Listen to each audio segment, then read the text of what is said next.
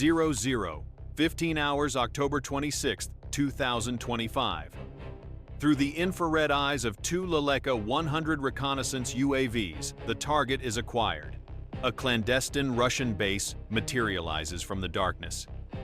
Thermal signatures bleed across the bivouac, starkly outlining a massive concentration of staged materiel.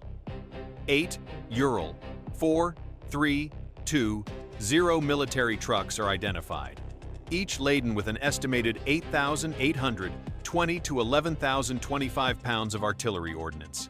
Nearby, 4 KAMAZ 5350 tankers hold a combined 2,512 U.S. gallons of diesel. The vehicles are clustered beside a hardened dome warehouse, the designated battalion-level logistics hub for the entire eastern Donetsk front. The total weight of materiel, fuel, and ammunition exceeds 583,160 pounds. Enough to keep an entire mechanized battalion in the fight for 48 hours without resupply. But another detail commands attention. Directly behind the base looms a colossal dam containing an estimated 80 billion U.S. gallons, roughly 300 million cubic meters of water. In under 15 minutes, a daring plan is conceived. Ukraine will turn the reservoir into a weapon. The strategy, an engineered flood.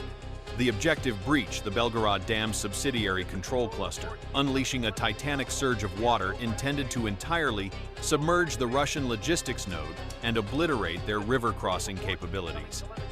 At 0305 hours deep inside a dense wood near Chuhuv, the operation begins. 3 HIMARS launchers emerge from concealed firing positions. Their targeting systems are locked-fed by real-time coordinate data from the overwatching UAVs. A final systems check is complete. 2 minutes later, the fire command is relayed from the headquarters of Ukraine's 16th Field Corps. The ready fire status light on panel number 2 flashes green. All 3 crews confirm. In unison, the 3 HIMARS launchers roar to life. Each system is armed with 2 GMLRS-ER munitions, the latest extended-range GPS-guided rockets supplied by the United States with a reach beyond 93 miles and pinpoint accuracy. Each warhead weighs 200 pounds. It is a penetrator round engineered with a heavy steel casing and a shaped charge core, designed for a single purpose: to pierce reinforced concrete and detonate deep inside the dam structure. A total of 6 GMLRS-ER rockets scream from their launch pods. Their dual GPS and INS navigation systems activate instantly, locking onto the upstream coordinates of the Belgorod Dam, a strategic choke point where the Seversky Donetsk River meets a key Russian supply route into northern Kharkiv. Simultaneously northwest of Volchansk, a diversion is launched. From a makeshift heat-resistant runway 2 UJ-22, decoy UAVs claw into the night sky. These are not attack drones. They are low-cost improvised decoys with composite foam airframes that absorb radar fitted with RF modules to mimic the signature of a cruise missile. The electronic bait is set.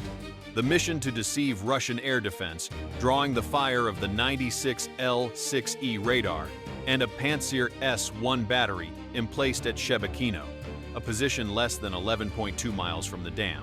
Flying at an altitude between 492 and 656 feet, the 2 UJ-22 decoys close on the Russian position. Their speed is sustained between 68 and 81 miles per hour, a velocity calculated to perfectly mimic the flight profile of a Neptune cruise missile. Each drone broadcasts a continuous electromagnetic signature, replicating a radar cross-section of 5.38 to 6.46 square feet, along with the expected approach velocity, an infrared signature of a Neptune missile in its terminal phase. An integrated jamming package simulates the missile's mid-course guidance signals, plus an active radar seeker return designed to fool both X-band and S-band tracking systems. At 0308 hours, the ruse works. A Russian 96L6E radar acquires the signature. The system classifies the contact as an inbound Neptune missile from the northwest. Instantly, a Pantsir S-1 battery on high alert just 1.2 kilometers away switches to automatic engagement. Its launch tubes and 30mm cannons slew toward the northwest, precisely the vector presented by the decoys. The Pantsir achieves a hard lock, its millimeter-wave radar tracking the false target. The trap is sprung exactly as planned, but as the Pantsir concentrates its fire northwest, the real threat closes in. 6 GMLRS rounds scream over the Seversky Donetsk, now less than 5.6 miles from their true target. They fly at ultra-low altitude, 148 to 197 feet off the deck, hugging the terrain to evade radar. At the border, all GNSS guidance goes dark.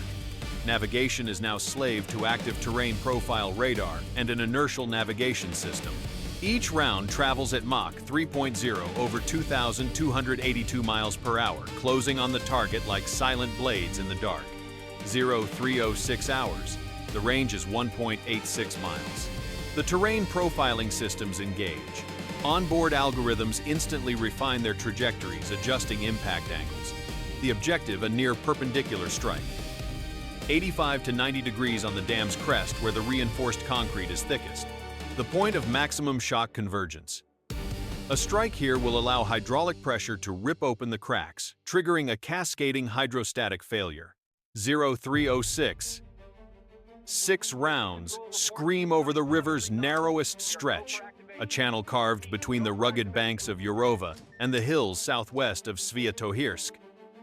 The Russian air defense network is blind. The last line of defense, rear echelon Tor M2 and Pantsir S1 units, but their systems cannot achieve a firing solution at this altitude. 15 seconds to impact. 15 seconds before 6 penetrator warheads arriving at Mach 3 tear the dam apart. Inside a Pantsir S1 control cabin, a junior lieutenant sees it. A flicker of danger on the infrared screen. 6 bright blips. Too fast. Too close. An officer's voice shouts in the chaos. That's not Neptune. That's HIMARS. The realization comes too late. Their interceptors are spent. The system is in its reload cycle. It will not be ready for another 15 seconds. 0307 and 5 seconds. The first impact. Round number 1 slams into the dam crest directly on the central spillway control area. A blinding white flash. Then the detonation of hundreds of kilograms of penetrative high explosives. It rips through over 3.94 feet of reinforced concrete. 0.2 seconds later, the second round penetrates the right edge near the maintenance staircase. An eruption of sparks. A massive slab of concrete is hurled dozens of meters into the air. Then the third, the fourth, and fifth rounds impact. The entire dam shudders a man-made earthquake. 0307 and 8 seconds. The final round is inbound. It tears into the reinforced access of the left spillway valve, detonating inside a steel structure designed to withstand hundreds of thousands of cubic meters of water. But this pressure is not from water. It is from fire and steel. Each GMLRS carries a 200-pound penetrative warhead. The 6 strikes deliver a cumulative 1,200 pounds of explosive onto a single critical point. The dam structure begins to fail. A deep metallic groan echoes through the control room, the sound of tortured steel. Then the first fissure appears.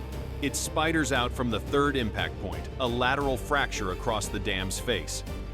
Water bleeds through hairline cracks, a trickle at first, but within 4 seconds, it becomes a raging torrent tearing at shattered concrete. 307 hours. The dam is breached. 1.5 seconds later, the upstream embankment collapses. A vertical wall of water thunders downstream, an uncaged beast. A plume of spray erupts over 98 feet into the air. Over 530 million gallons of water unleashed. It surges forward at over 43 miles per hour, a churning mass of mud, rock, and concrete propelled by a hydraulic shockwave. 2.4 kilometers downstream, a Russian field logistics base. At the edge of the Lyman forest, more than 80 troops are quartered, mostly logistics technicians, tanker drivers and ammunition handlers asleep in temporary tents. A few stand watch in the pre-dawn quiet. Within 5 seconds, the initial surge arrives, sweeping away 3 Ural 4 Series trucks. 3, 2, 0. Trucks lining the riverbank are tossed like toys. Satellite arrays buckle and fall. A mobile communications tower vanishes, its steel frame twisted. Within 20 seconds, an electronics bunker is submerged. Battlefield comms across northwest Donetsk go dark. An officer's voice screams into a dead radio. Command, we are wiped out. Repeat, we are wiped out. Is anyone there? Time 0, 300 hours. In less than 1 minute, the base is gone. Simply underwater. Overhead, Ukrainian reconnaissance drones circle. Silent witnesses recording the devastation. They gather the intelligence for a report that will land on the desks of the Russian General Staff within hours. The time is 03:25.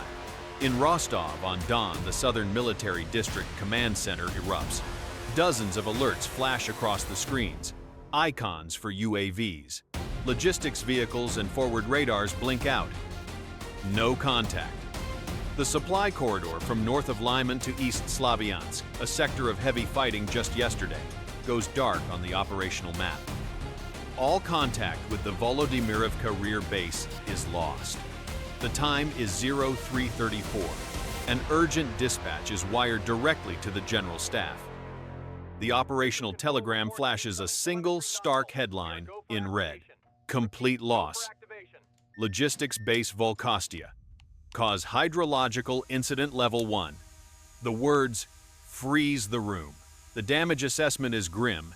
8 Ural 4320 military trucks, 2 KAMAZ 43114 command vehicles, 4 KAMAZ 5350 fuel tankers, all gone. Communications equipment ammunition depots UAV hangars, erased. Casualties are unconfirmed, but initial estimates project the loss of no fewer than 80 personnel. Time 03:37. Observation post number 5 near Belgorod monitors the logistics crossings.